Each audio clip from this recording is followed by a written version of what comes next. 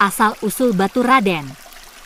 Di lereng Gunung Slamet yang megah, hiduplah seorang pemuda gagah bernama Raden Batur. Ia dikenal sebagai pemuda yang penuh semangat dan memiliki kepedulian besar terhadap desanya. Suatu hari, desa tempat tinggalnya mengalami kekeringan hebat. Tanah menjadi retak, sungai mengering, dan tanaman layu sekarat. Penduduk desa mulai kehabisan harapan, kehausan dan kelaparan semakin mengancam. Melihat kondisi yang menyedihkan ini, Raden Batur merasa terpanggil untuk bertindak. Dengan tekad yang kuat, ia berjanji kepada penduduk desa bahwa ia akan menemukan sumber air yang baru, meskipun harus mempertaruhkan nyawanya.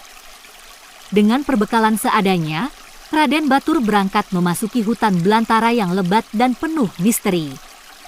Pepohonan tinggi menjulang menghalangi cahaya matahari, menciptakan suasana yang gelap dan menyeramkan.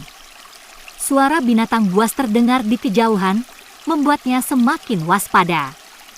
Langkahnya hati-hati, setiap ranting yang patah di bawah kakinya terdengar nyaring di keheningan hutan.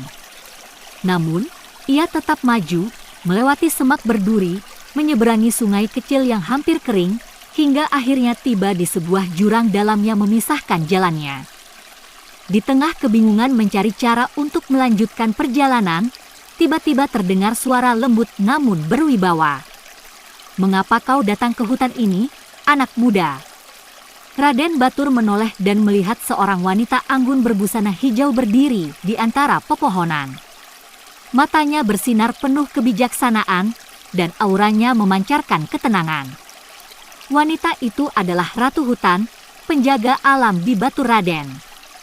Dengan penuh hormat, Raden Batur menceritakan tentang desanya yang dilanda kekeringan dan keinginannya untuk menemukan sumber air. Ratu Hutan tersenyum lembut dan berkata, "Air yang kau cari adalah air suci yang hanya dapat ditemukan oleh mereka yang memiliki hati yang murni. Namun, kau harus melewati berbagai ujian untuk membuktikan ketulusanmu." Tanpa ragu, Raden Batur menyanggupi tantangan itu.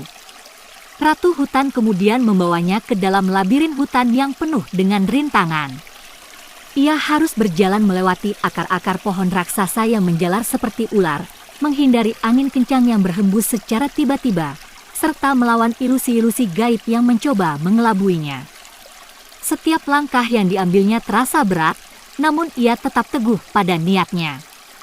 Keberaniannya diuji saat ia harus menyeberangi jembatan rapuh di atas jurang yang dalam. Dengan hati-hati, ia melangkah sambil menahan napas, hingga akhirnya berhasil melewatinya. Setelah melewati berbagai rintangan yang melelahkan, akhirnya mereka tiba di sebuah gua tersembunyi yang dikelilingi oleh batu-batu besar. Di dalam gua itu, terdengar suara gemericik air yang jernih mengalir.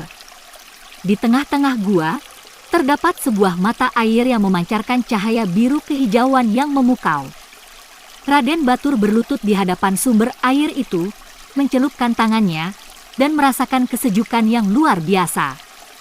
Ratu Hutan berkata, "Air ini adalah anugerah alam yang harus dijaga dengan penuh rasa hormat. Jangan pernah merusak keseimbangan alam, dan selalu hargai makhluk-makhluk yang menjaganya." Dengan penuh rasa syukur, Raden Batur membawa air suci itu kembali ke desanya. Penduduk desa menyambutnya dengan harapan yang membuncah. Begitu air itu dituangkan ke tanah yang kering, keajaiban terjadi. Air mulai mengalir, membentuk aliran sungai kecil yang semakin membesar. Tanaman yang layu kembali hijau, tanah yang retak menjadi subur, dan kehidupan kembali bersemi.